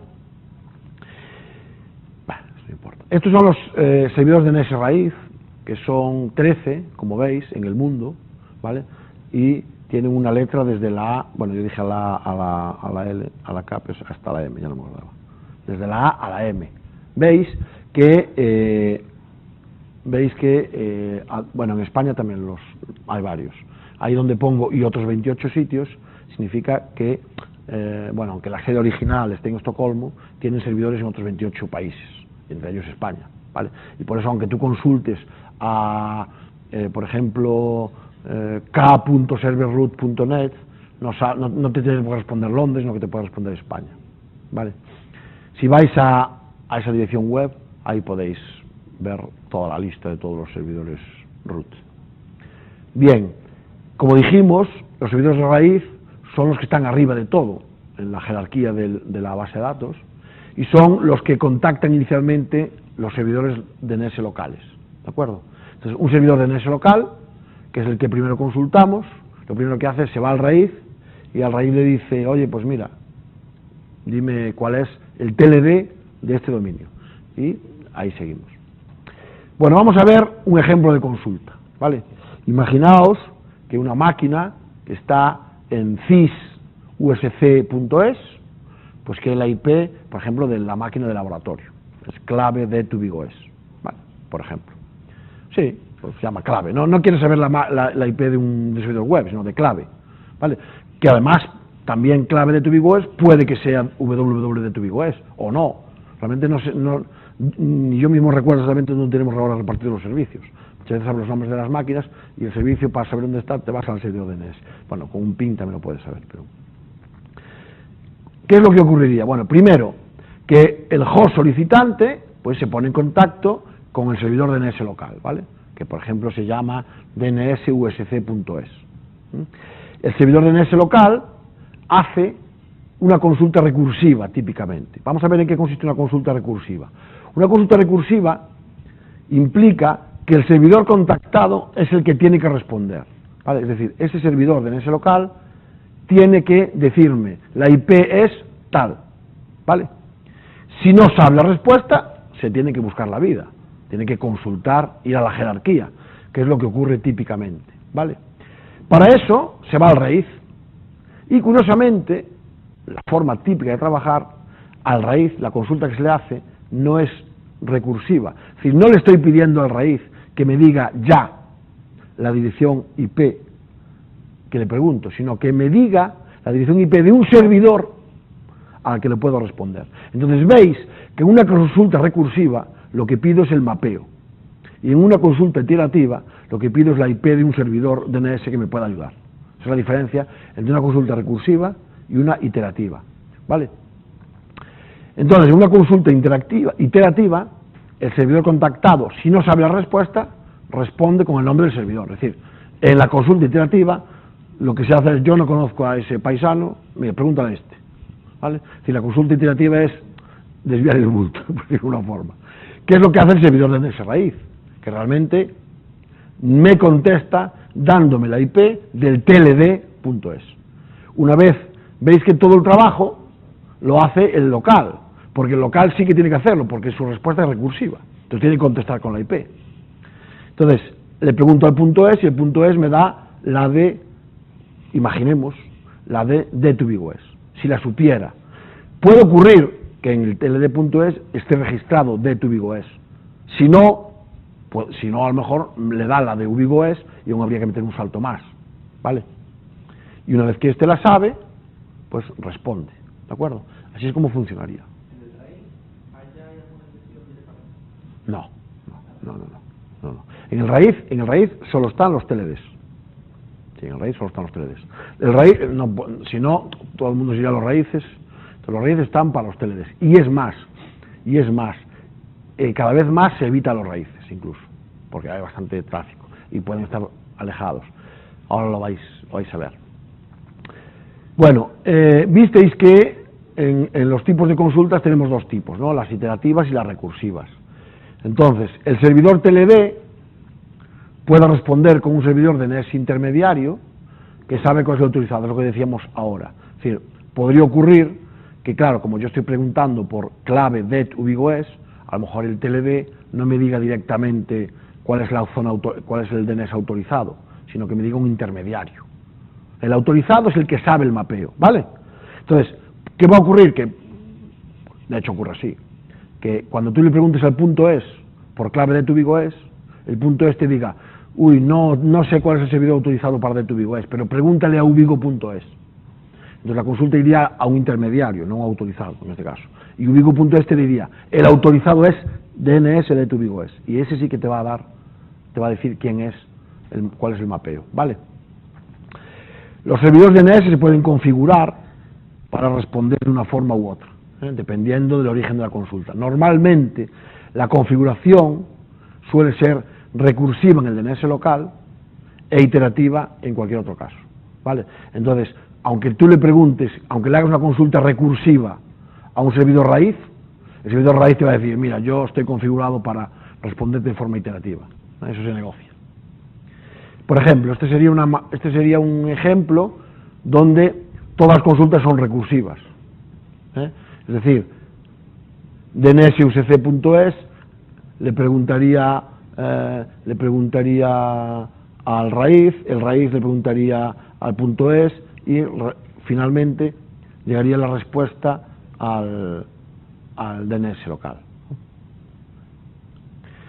Bueno, un mecanismo fundamental en DNS es el caché. Hasta ahora no hablamos de él, ¿verdad? Hasta ahora no hablamos de él. Pero hay que decir que es una característica fundamental de DNS, el mecanismo de caché. El mecanismo es tremendamente simple. Cuando un servidor DNS aprende un mapeo de un reply es una respuesta, ¿vale? Cuando tú recibes un reply, en el reply viene el mapeo a este nombre, esta IP. Pues coges y lo guardas en memoria, en la caché, ¿de acuerdo? Entonces, todo servidor DNS, cuando ve un reply que viene con una resolución, con un mapeo, lo guarda, ¿vale? Por lo que pueda ser. Y también veréis que incluso se guardan resoluciones negativas. De esta forma, si yo tengo en la caché el mapeo entre una IP y un nombre, cuando recibo una consulta para un nombre que ya está en la caché, me evito toda la consulta, ¿vale? Respondo directamente, aun cuando no sea autorizado. Fijaos que los servidores autorizados son los únicos que saben los mapeos, ¿verdad? Los autorizados son los que saben los mapeos. Entonces, visto esto, ¿cuáles son las posibles fuentes de una respuesta? Pues cuando yo pido que me digan quién es clave de UBigOS, puede ocurrir o que la respuesta venga del servidor autorizado, que es DNS de UBigOS, o que vea de alguna caché. Por ejemplo, a lo mejor el DNS local ya lo guardó, la respuesta que hice la primera vez, y la próxima vez que yo consulte por D2BigOS, automáticamente el DNS local ya me responda. En ese caso, porque la respuesta estaba en la caché. ¿Vale? Como os decía, también se guardan las resoluciones que no han tenido éxito. Imaginaos que yo escribo mal y pongo esto. www, ¿cuántas veces habrá pasado? Google.es. Sin querer. O pones los Gs, ¿no? ¿Vale? Y entonces vas y le dices al DNS que, a trabajar. Y va al DNS y va a preguntarle al punto .es, tal, para que al final le diga, no existe. Bueno, pues el servidor DNS local apunta el no existe, para cuando vuelvas a hacer el tonto, y vuelvas a escribir google.es, el DNS local diga, no existe. ¿Ves? ¿Por qué? Porque se evita todo el viaje. ¿Vale? Entonces, no solo se apunta el éxito, sino que también se apunta el fracaso, ¿vale? Para evitar precisamente consultas infructuosas que no van a dar resultado. No. Entonces tú puedes poner, podrías decirle que todo, por ejemplo, una serie de errores ortográficos en ciertas páginas, pero los tiene bien, que los corrige información. Pero ¿a quién le interesa eso? Por ejemplo, tú si pones Facebook escrito en español, te manda igualmente a la página. Pero es que a lo mejor, pero es que no puedes hacerlo, porque a lo mejor existe ese dominio. Claro. Y si tiene interés la propia empresa, ya lo registrará. Si lo lógico sería que Google registrase google.es y así vas a Google de todas. ¿Ves? Claro, si no, no tendría mucho sentido. Bueno, obviamente las entradas de la caché expiran tras cierto tiempo, porque las cachés hay que ir actualizándolas, no pueden ser infinitas. Entonces, típicamente, cada dos días es el periodo de caducidad de las entradas en la caché. Y luego, una cosa que comentábamos antes es que también suele ocurrir que para evitar el salto ese que damos siempre por el raíz, uno diga, vamos a ver, si hay tantos TLDs genéricos, que son pues 20, y hay tantos TLDs de los países, que son 300, cojo todo ese tocho, me lo guardo en mi caché, entonces, cuando quiero ir al punto .es, ya voy directamente al TLD sin pasar por el raíz, ¿verdad? Bueno, pues eso también es bastante habitual. Es bastante habitual que los servidores DNS locales guarden en caché las IP de los TLDs. Eso me evita pasar por un DNS raíz. ¿Veis? O sea, se puede hacer.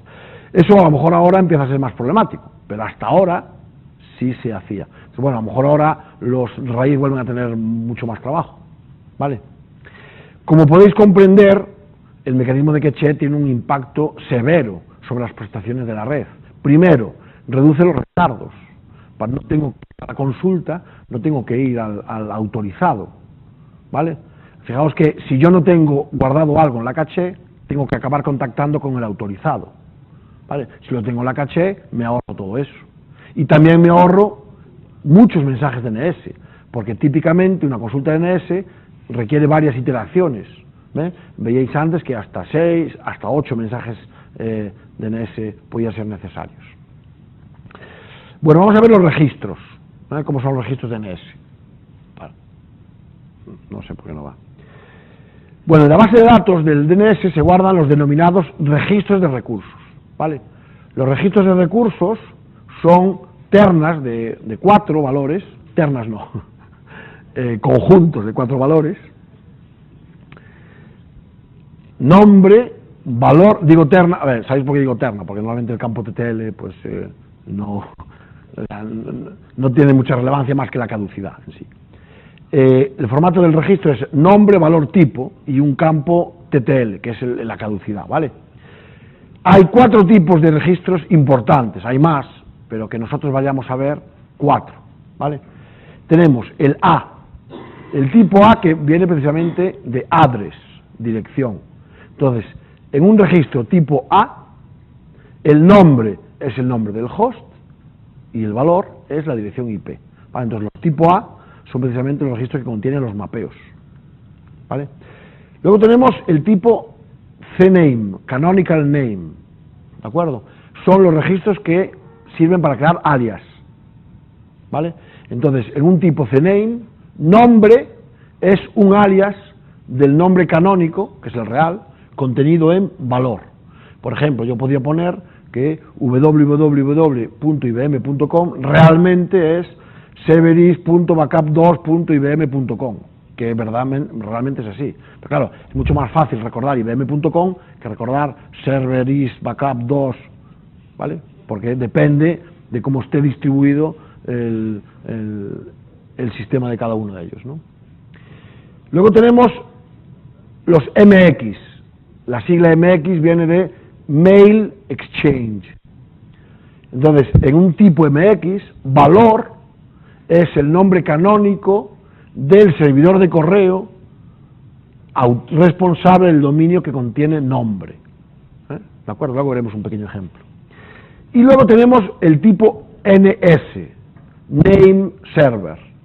En el tipo NS, valor es el nombre del host del servidor de NS autorizado para ese dominio, ¿vale? Entonces, realmente los registros NS son los que se devuelven, por ejemplo, en las consultas iterativas.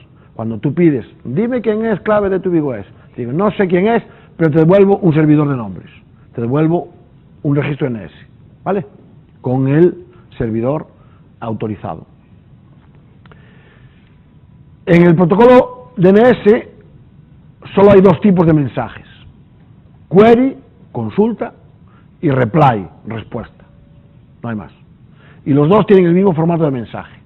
Como os dije antes, DNS utiliza VP, concretamente el puerto 53 es el que utiliza DNS, ¿vale? Veis ahí los campos de... para que se me ha ido para adelante. Veis ahí los campos de la cabecera del mensaje. Cabe destacar la identificación, que es un número de 16 bits, que va en la pregunta, de tal forma que la respuesta lleva el mismo número, para que el cliente pueda relacionar preguntas con respuestas, claro. Si no, ¿cómo sé yo cuál es la respuesta, cómo se relaciona una respuesta y una pregunta? Y luego van los flags, ¿vale? En el campo flags destacan esos cuatro que veis ahí. Query reply, que indica si el mensaje es una query, una pregunta o una respuesta. El flag RD, deseo recursión, es decir, estoy pidiendo al servidor que si puede haga recursión. En el reply el servidor le dice si hay posibilidad de recursión o no. Si dice que no, pues mala suerte, ¿vale? Pues, es decir, aunque tú lo pidas, luego el servidor DNS es el que te dice si sí o si no, ¿vale? Y luego el flag AA, que nos dice si la respuesta proviene de un servidor autorizado o viene de una caché, ¿vale? Es para saber si ese resultado ha venido de una caché, es decir, de alguien por el medio que lo tenía en la caché y nos lo ha devuelto, o si hemos llegado hasta el final y ha sido el autorizado realmente el que ha respondido, ¿vale? Y luego veis que el resto de campos es el número de... bueno, hace referencia al número de campos que viene a continuación. A ver si... Entonces, por ejemplo, en el campo questions, en las preguntas, lo que vais a ver ahí es el nombre y el tipo, ¿vale? En las respuestas, es decir, en las replies, vais a ver ahí los registros, todos para el nombre solicitado. Es decir, puede ocurrir que sean varios, por ejemplo, cuando tenemos servidores replicados. Entonces puede haber varias respuestas, nos pueden estar enviando varios registros, ¿vale? Varios registros. Como os decía antes, para una misma IP puede haber varios nombres, o para un mismo nombre puede haber varias IPs, ¿vale? Entonces me pueden dar varias respuestas, ¿de acuerdo? Puede ocurrir también que respondan, que haya varios servidores autorizados y vengan varias respuestas. Entonces en ese caso vendría en ese campo. Y la información adicional, pues puede ser otros registros que sean útiles. Fijaos que en una respuesta a una consulta preguntando por un servidor de correo, lo que nos dicen es cuál es el nombre del servidor de correo. Por ejemplo, yo digo, dime quién es el servidor de correo para ubigo.es, y me responden pepitopérez.ubigo.es. Vale, ¿quién es pepitopérez.ubigo.es? Tendría que hacer una segunda consulta. Normalmente, cuando es así, ese registro A ya lo añaden en la información adicional, ¿vale? Es decir, es una forma de en una sola consulta obtener quién es, cuál es el nombre canónico del servidor de correo y después dime también cuál es su IP, para no tener que preguntar por ella, ¿vale? Por ejemplo, vamos a ver aquí un ejemplo y ya terminamos. Me creo una nueva empresa yo, que se llama Oiplex, ¿vale? Entonces, quiero registrar el nombre de dominio oiplex.es, para lo cual me voy a una empresa que se dedica a eso, a registrar dominios, ¿eh?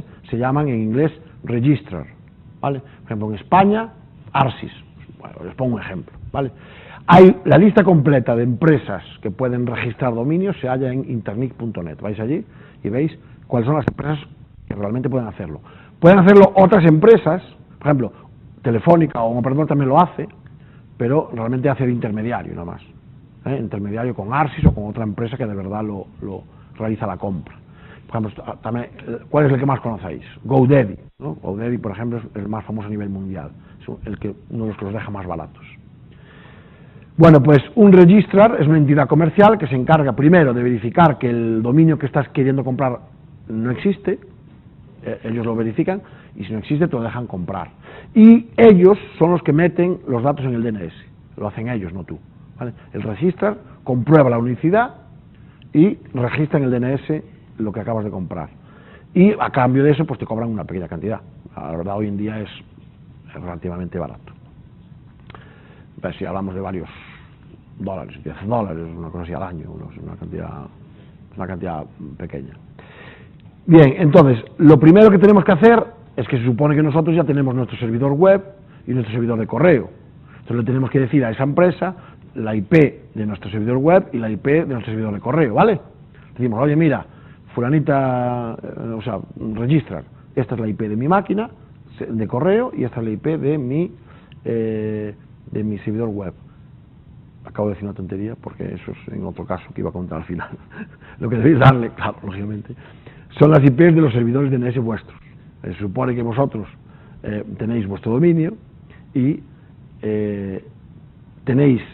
vuestro dominio es oiplex.es, entonces necesitáis unos servidores autorizados para vuestro dominio, ¿vale? Que los tenéis vosotros. Para que me adelanté a lo que iba a decir después.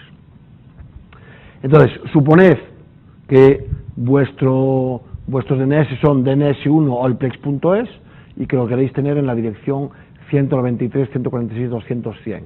Entonces, el registrar lo que hace es, por cada servidor DNS, típicamente te piden dos, un primario y un secundario, ¿vale?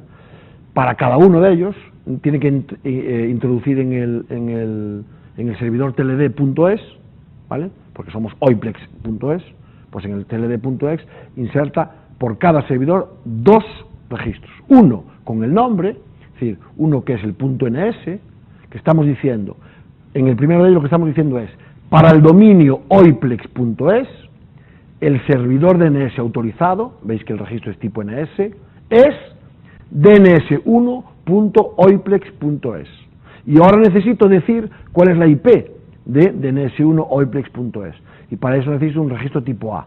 dns.oiplex.es es 193.146.200.100 y ese es tipo A de address, ¿vale? En el campo NS digo quién es el servidor autorizado y en el tipo A digo cuál es su IP. Una vez hecho eso, yo en mi DNS autorizado tengo que crear un registro tipo A para mi servidor web.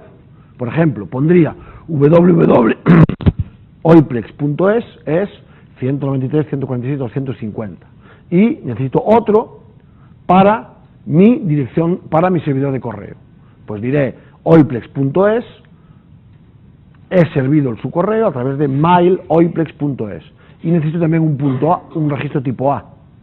¿Para qué? Para decir cuál es la IP de oiplex.es 193.146.200.80, ¿vale? Lo que os iba a decir es que también típicamente ocurre que los registrar te ofrecen este servicio, y hacen ellos de DNS autorizados para ti. Es lo que se llama parking de dominios, ¿vale? Tú puedes como no típicamente no sabes mucho de este tipo de cosas, en vez de instalarte tú un servidor DNS, típicamente de forma gratuita, el propio Registrar te ofrece que tu DNS autorizado sea él ya. Entonces, aquí donde pone oiplex.es, DNS, oiplex.sns, ahí aparecerían sus propias DNS, su propio servidor DNS, y tú lo que le tienes que dar es una IP para tu tipo A, para la web, y una IP y un registro MX para tu servidor de correo electrónico. ¿Vale? Bueno, pues con esto damos por terminada la clase de hoy. En este caso, como preguntan por él, que si dos, sí responde, ¿vale? Y tiene una respuesta hacia el cliente, diciéndole yo soy M2, y este le contestaría IP, ¿vale? Así es como funciona, digamos. El cliente envía una trama de difusión. Si la máquina existe en la subred, obviamente puede no existir. Si la máquina existe en la subred y el servidor de RP se está ejecutando, pues contesta directamente a la MAC del cliente RP, indicándole la MAC buscada. ¿De acuerdo? Como os dije, las tramas RP llevan en el campo tipo, ahí, el valor 806, que es el valor sobre el que escucha tanto cliente como servidor. Es decir, este cliente, también está en el 806. Entonces, cuando llega la respuesta en el campo tipo también lleva el 806. Entonces llegará ahí. Fijaos que como cliente y servidor, digamos, escuchan el mismo puerto, hay que distinguir de alguna forma cuándo es una petición y cuándo es una respuesta. Porque claro, puede ocurrir perfectamente que esta máquina también esté haciendo, el cliente RP aquí también está haciendo peticiones y llegarán respuestas, ¿vale?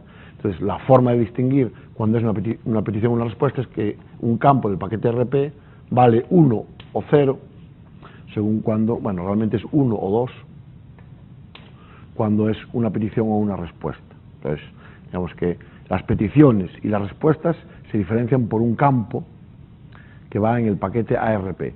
Entonces, cuando es una petición, quien responde es el servidor. Y cuando es una respuesta, quien la procesa es el cliente. ¿Vale? No tiene mayor historia. Para evitar también un intercambio masivo de resoluciones o de averiguación de direcciones MAC, por ejemplo, dos tarjetas en la misma subred Ethernet, la misma VLAN, o dos tarjetas en la misma red Wi-Fi, que tiene el mismo SSID. Y la dirección de red, la dirección IP, ya vimos que es la que identifica a los sistemas finales, a los hosts y a los routers.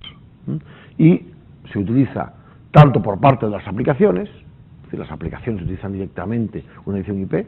Luego veremos que cuando yo escribo www.google.es realmente estoy escribiendo una dirección IP, por tanto en la web yo utilizo una dirección IP, y también es utilizada por parte de los routers en el procedimiento de encaminamiento, a la hora de reenviar esos paquetes. ¿Vale? Decíamos que ARP, que son las siglas de Address Resolution Protocol, es el protocolo utilizado por IP para obtener la dirección física que corresponde a cada una de las direcciones IP.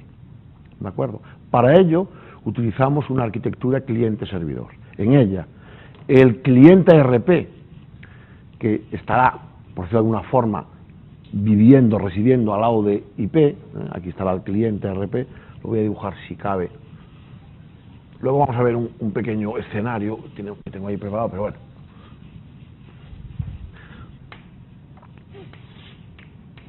Voy a dibujar la arquitectura, que quizás sea más fácil. Si esto es IP, ¿vale? Aquí estará el protocolo ARP, ¿vale? Aquí estará Ethernet. Esta será una VLAN o lo que queramos. Y en la otra máquina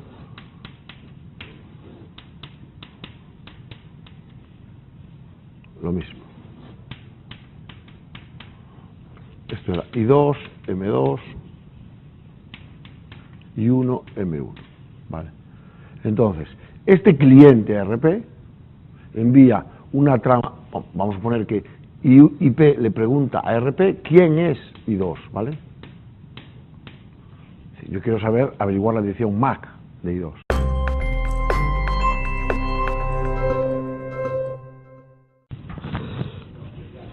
La clase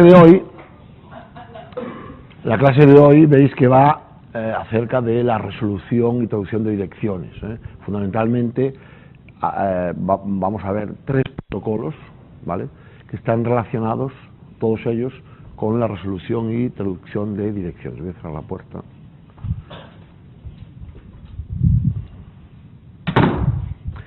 El primero de ellos es ARP, que es un protocolo que, bueno, más o menos ya hemos hablado de él, ¿de acuerdo? Fundamentalmente relacionado con la traducción entre direcciones de red, es decir, direcciones IP, y direcciones físicas, direcciones MAC, direcciones de nivel inferior, ¿vale? Direcciones, vamos a llamar direcciones físicas. Recordáis, porque esto sí que lo hemos visto, que cuando una entidad IP se comunica con otra entidad IP, con la siguiente, típicamente 2 routers, ¿vale?, pues lo hacen a través o bien de un enlace punto a punto, o bien a través de una subred, ¿vale? En el caso de un enlace punto a punto, pues ya decíamos que saber cuál es la siguiente máquina es trivial, pues esa máquina ya está al otro lado del enlace. Pero no ocurre así en un enlace punto multipunto, puesto que debemos identificar a esas máquinas, a esa máquina destino, dentro de un conjunto de varias en esa subred, ¿vale? Por lo cual necesitamos identificar esas máquinas con una dirección física. Por ejemplo, el caso más habitual es el de tener IP trabajando por encima de una subred Ethernet, ¿de acuerdo? Ahí, a pesar de que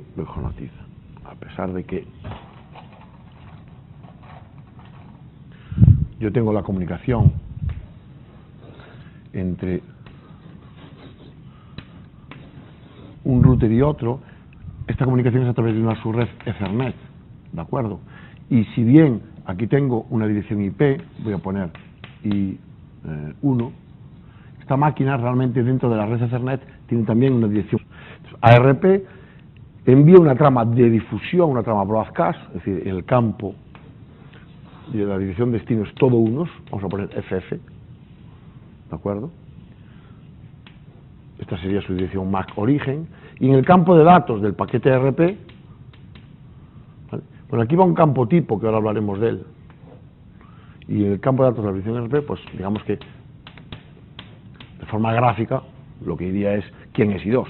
Esa sería la pregunta que iría en el paquete ARP, ¿vale? Y es una trama broadcast. Como es una trama broadcast, llega absolutamente a todas las máquinas de esa subred. El dominio de difusión, que es o bien la VLAN, o bien toda la red Wi-Fi de toda aquella red de máquinas que comparten un mismo SSID en una red Wi-Fi, ¿vale? En particular, esa trama llegará aquí, ¿vale? Y a partir del campo tipo que viene en la trama, aquí viene un 806 en hexadecimal, ¿vale? Este campo tipo, de hecho, que viene estos 2 octetos, identifican el tipo de trama. Entonces, cuando Ethernet recibe aquí un 806, lo que le estamos diciendo es, esto es una trama ARP. Entonces se la envía a ARP, no se la envía a IP. Cuando viene un 800, es IP. Entonces, los paquetes IP tienen aquí un 800. Entonces, la tarjeta Ethernet, cuando viene un 800, se lo envía a IP, y cuando viene un 806, se lo envía a ARP. ¿Vale? ¿De acuerdo? Entonces, ese paquete llega aquí. ¿Vale? Este servidor ARP, que está escuchando en 806, por decirlo de alguna forma, pues le llegará ese paquete y verá que preguntan por él. Obviamente le van a llegar también muchos paquetes de otras peticiones broadcast, porque todas las que hagan cualquier otra máquina llegarán aquí, serán tramas broadcast, con 806 serán enviados arriba, y por ejemplo, en particular, si preguntasen por I4, pues ARP diría, pues esto no es para mí, y descartaría la trama, no haría nada, ¿vale? No respondería. En físico, en una dirección MAC, vamos a llamarle M1. Lo mismo ocurre aquí, esta máquina tiene una dirección IP, como cualquier máquina IP en el mundo, pero además, en este caso en concreto, tiene también una dirección MAC, ¿de acuerdo? Si bien a nivel de red tenemos una comunicación entre I1 e I2, ¿de acuerdo? Realmente esa comunicación a nivel Ethernet es entre M1 y M2, ¿de acuerdo? Es decir, la trama por la que baja el paquete IP, que aquí pone I2, I1, ¿vale? Este sería el paquete IP, ¿de acuerdo? Pero en el campo de datos de la trama Ethernet lo que va aquí es M2, M1. Estas son las direcciones que se utilizan para encaminar o para reenviar esa trama Ethernet entre los switches Ethernet, ¿de acuerdo? Las direcciones IP, claro que van en el paquete, pero van en el campo IP, y no se utilizan para nada dentro de la red de switches, ¿no? Para nada, se utilizan las direcciones MAC. ¿Qué ocurre pues? Que si bien esta entidad tiene que saber, lo obtiene a través de la tabla de reenvío, que el siguiente salto es I2, esto lo sabe por la tabla, va a la tabla de reenvío, cuando el destino es no sé cuánto, el siguiente salto es I2, ¿vale? Eso lo sabe. El problema que tiene es que debe averiguar cuál es la dirección MAC correspondiente a M2, porque es lo que tiene que ir en la trama, ¿vale? Es decir, es lo que le tiene que pedir a M1, envía esa trama a M2, ¿vale? Ahí es donde funciona ARP, ¿vale? En averiguar cuál es la dirección física del siguiente salto, ¿de acuerdo? En eso consiste esencialmente el protocolo ARP. Por tanto, tenemos una relación unívoca entre las direcciones de red, las direcciones IP y las direcciones MAC, ¿de acuerdo? Ya dijimos que, por un lado, la dirección física nos sirve para comunicar a nivel de enlace dos tarjetas y, vamos a citar esto, por ejemplo,